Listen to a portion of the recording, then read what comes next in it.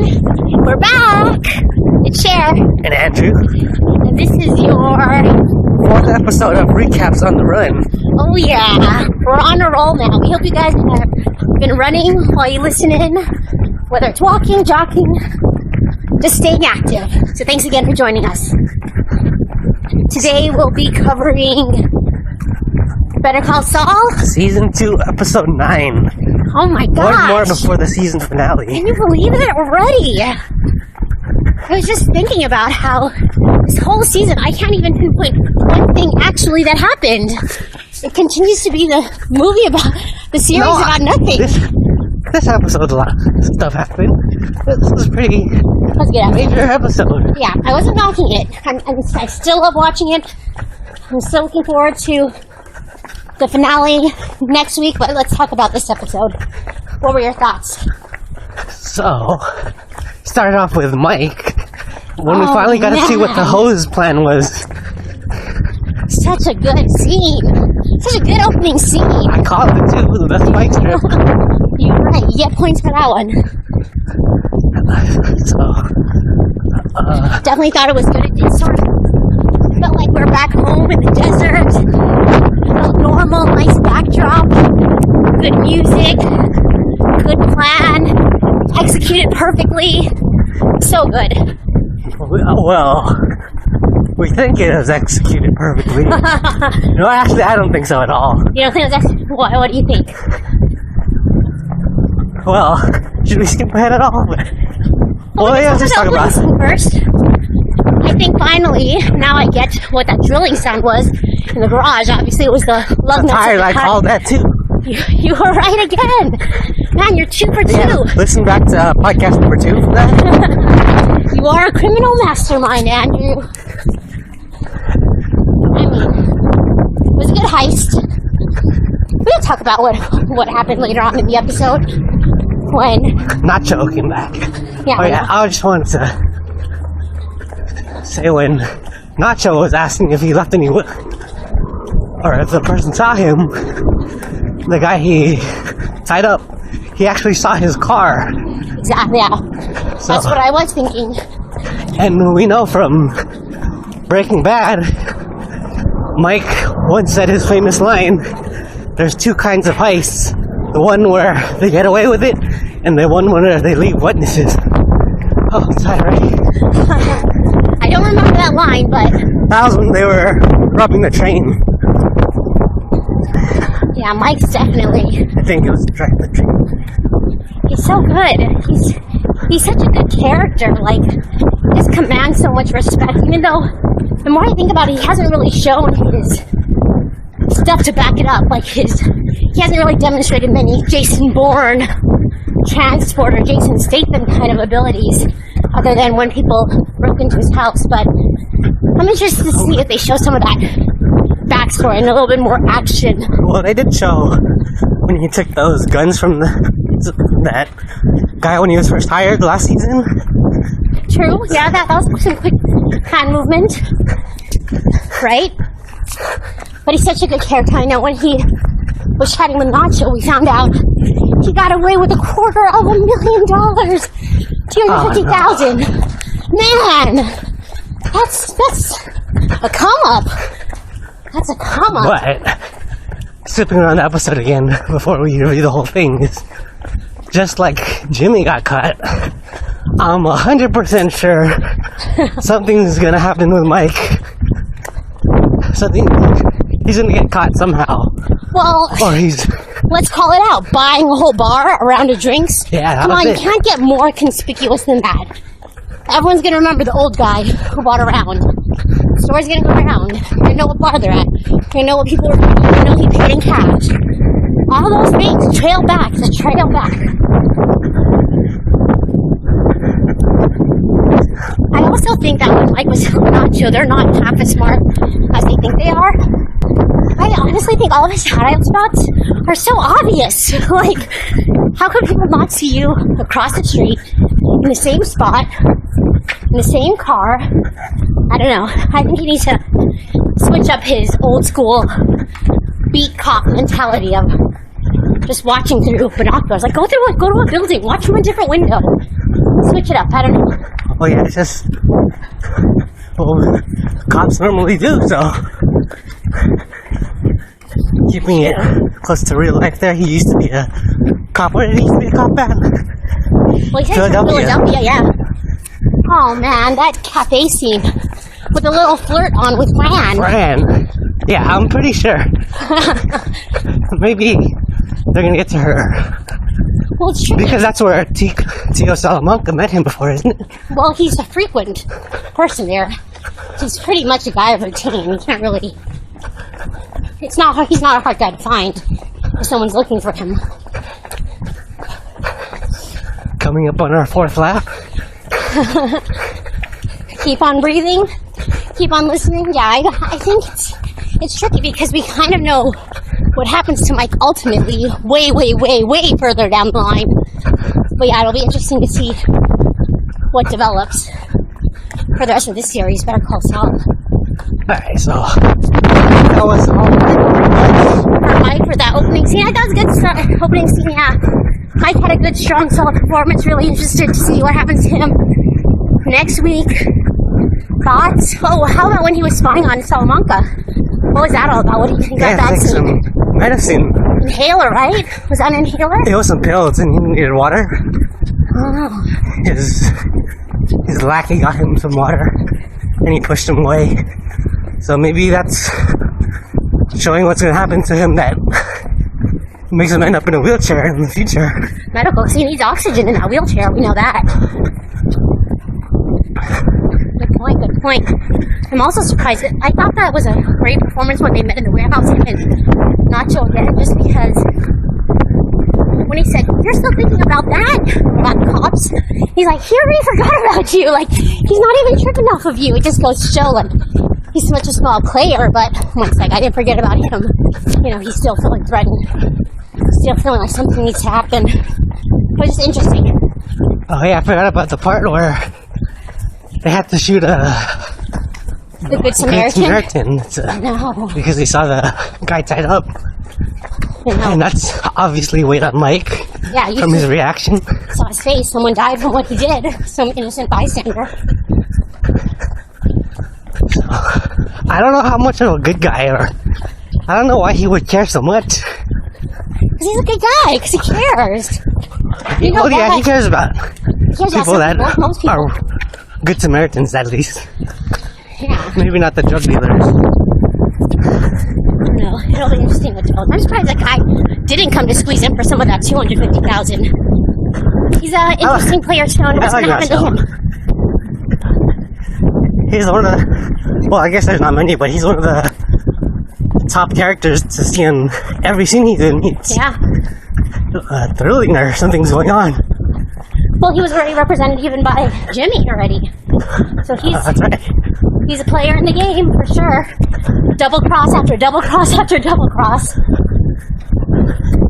I don't know. Mike's just back to it, he's just too vulnerable. I mean, to have his family close by, his granddaughter, he's just an easy mark. Yeah, and that might have been one of the very few times I've seen Mike smile. Oh, in the cafe? Yeah. Well, I know that. I wrote that in my notes when I was watching too, like his first real kind of carefree smile. He does a little smirk often, but that was a really nice, calm smile. I wonder if that was related to anything about asking if something snows, and shoveling, and, you know, maybe he's going to go bury someone up at Fran's spot. You never know. She invited him over. Yeah, good chemistry. Yeah. He's a good guy. I don't know. I just mad about that bar scene. Like, why am I around? No point. Unless it's a red herring. People off the track. Maybe he wants Tio Salamanca to find him out. No, he wouldn't risk his grand. $250,000. That's all I got to say. Okay.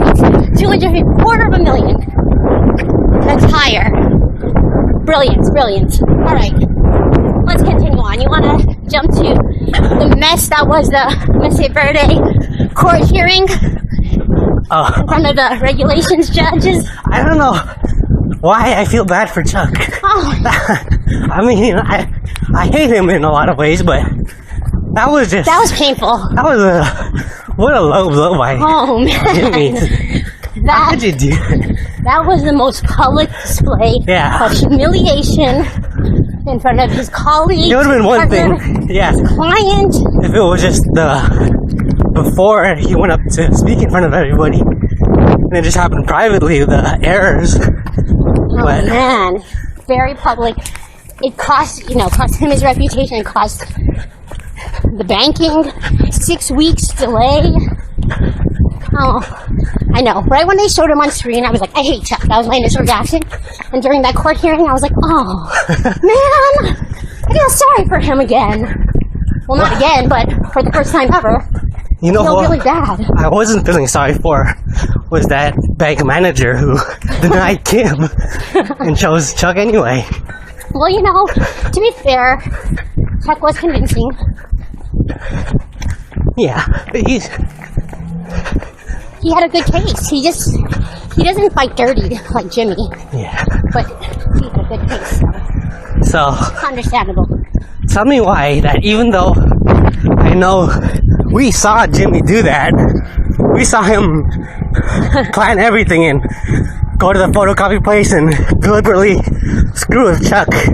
Tell me why, even though I knew Jimmy did that, I felt angry at Chuck for accusing Jimmy. Like, how can he jump to that conclusion, Chuck? That's his brother. He's known him forever. What? Again, just back to Jimmy being committed to his con. Just like Chuck said, no one ever accused him of being lazy. He went through a lot. And it's paid off. Kim's got him back. She does. Oh, man. That whole confrontation, though, Kim, Jimmy, and Chuck. Wow. I love Kimmy. I was just thinking. I love her so much. Can you imagine if Skylar was like that in Breaking Bad? That's what I'm talking And she had her man's back. Oh my gosh, Kim. Even if he was wrong, she just wants him to be the best person he is. In public, show a united front. Stay loyal.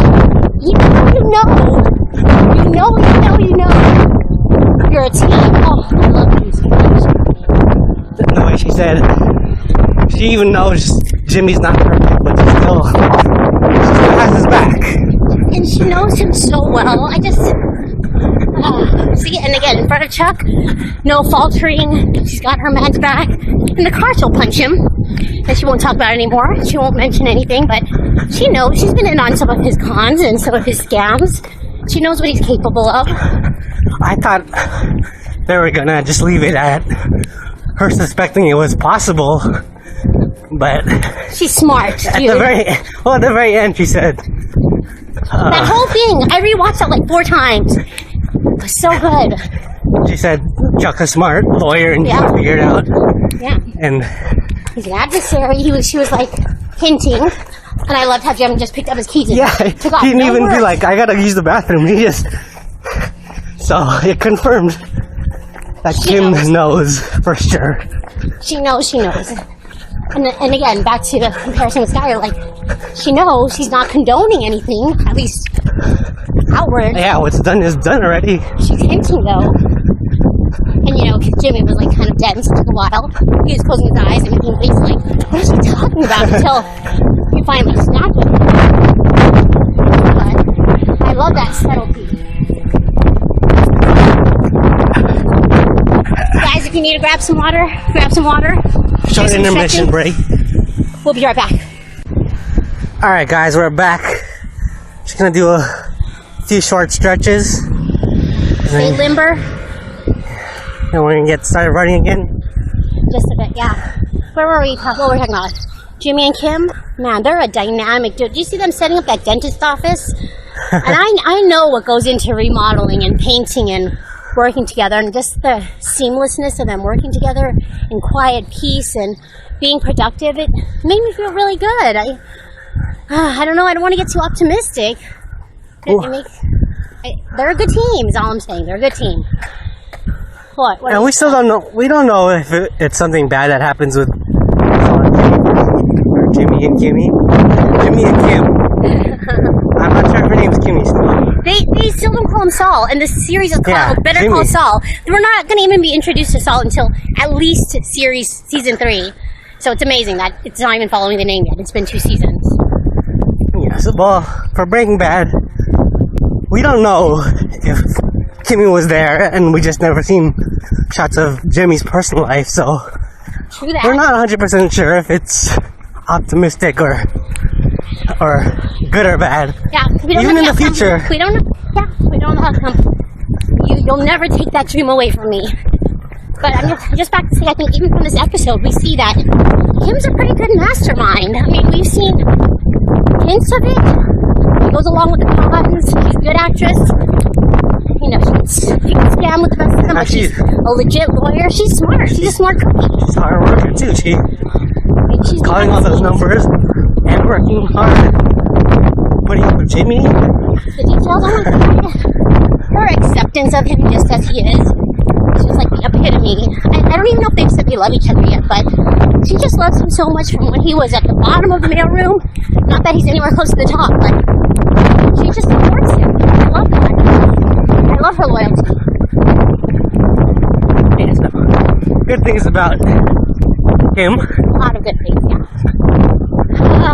Nervous about the finale. What else happened? What about that scene where we saw Jimmy get to do his con work at the school? Oh man. Bring up a singer? I forgot his name. I don't know, the one who sang the tequila song though. Or no, Pina Colada song. Brandy? No, that was Ricky quick, Holt? Nah, something like that. Home something. yeah, Well, he's quick thinking. a quick talker. He's a quick talker. He's good. He's got all the charisma. And he knows just the right crew to work with. Kids? Yeah. What? Come on. Cheap kids? Yeah, they remind him of himself, maybe. Maybe. I think the last week was lawnmower. Today is tree trimmers that you guys will be listening to in the background. Yeah, running around the track this time. Pretty sunny. A little Nice, cold, just right. actually. It's getting warming up. Let's chat about that commercial. What do you think? It has an air date tomorrow, 11:18, between 11:18 and 11:35. Does it? Yes, between it was like Criminal Dangerous Minds or something like that. He told him to watch it. What do you think? Well, For all his showmanship, what are the shots so far in the commercial? Just a flag? the veteran in the plane. It's obviously going to be something patriotic. A lot of red, white, and blue. And he's wearing his fancy suits. Yeah, the establishing shots. It's going to be something, a call to action. It's obviously going to be for their new firm. I'm nervous that he's about to air it without Kim seeing it. I'm super nervous about it. I don't know. I'm always on the edge of my seat to see how his stuff pans out. Even his simple bar stuff, like getting people to pay for their meals, I always get nervous that one of these days it won't pay off, or something will go horribly wrong. So, really looking forward to seeing that finished commercial. How many shots has he shot? He shot the old commercial with the old lady, the airplane one, and just the flag one. But he's worked on that billboard before too. And we know his commercials in the future when he's Saul. I just want to say, it's pretty amazing how we're looking forward to a commercial. I'm looking forward to this whole series about nothing. I wouldn't call it nothing. It just But there's no slow. bad guys yet. There's no ultimate negative adversaries for them. violence, death. None of the Well, it is Mike versus Tio and true. Jimmy versus Chuck now. What do you think about Howard? How does he play into this? I don't know. What's his end game? Is this place done? He hasn't been doing anything. He's just done. There's no spot for him right now. Well, maybe we'll get into Okay. we're following along that train of thought then, so we'll jump into it. Good segue. Go for it. What is up with Howard? Because as we all know, how did the show end? With poor Chuck in the Xerox store, basically bashing his head.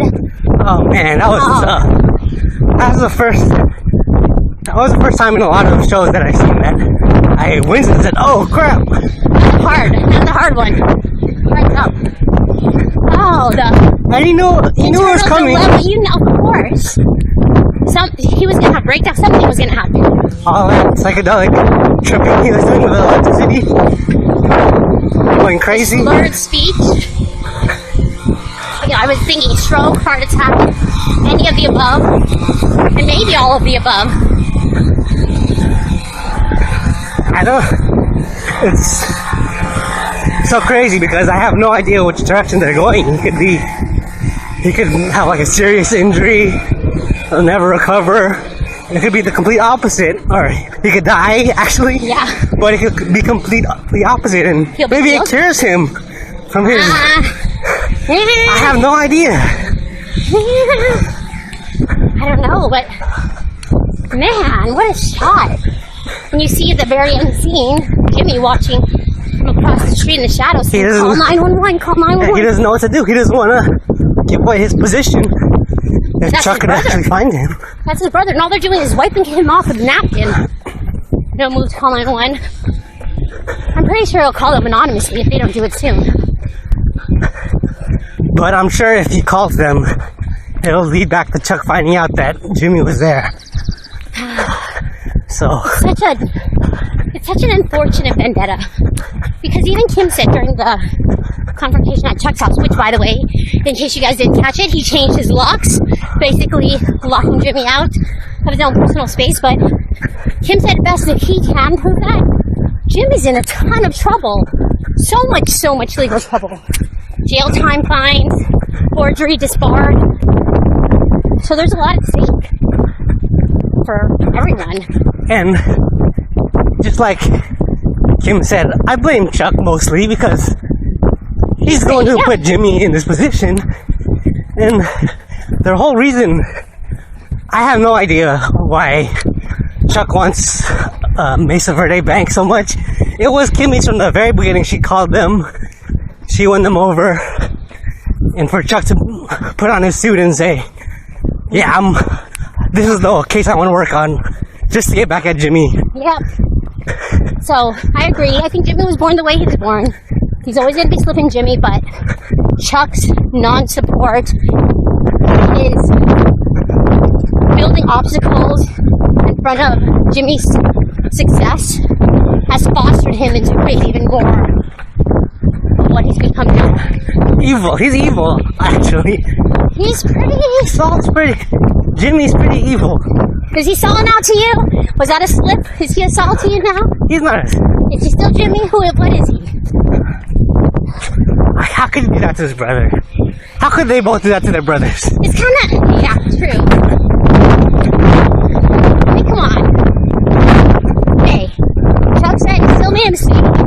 I should have double checked that address. Shouldn't fight with your clients. Maybe that you know the address better than them. It's everyone needs accountability. When there's an area of my work, even though someone else might have messed up, it's my fault too. Maybe if Chuck stayed home, they would have been more lenient on Howland. You know? If he would have taken care of that case. Since there were 13 different instances. Oh, but the slickness of Jimmy going back and replacing all the tainted files with the originals. Genius. I don't know how he didn't think about going back to the Xerox place, but without Kim's prompting, but man, he's got things pretty much covered. Pretty much, but just like Mike, not everything is covered. Yeah.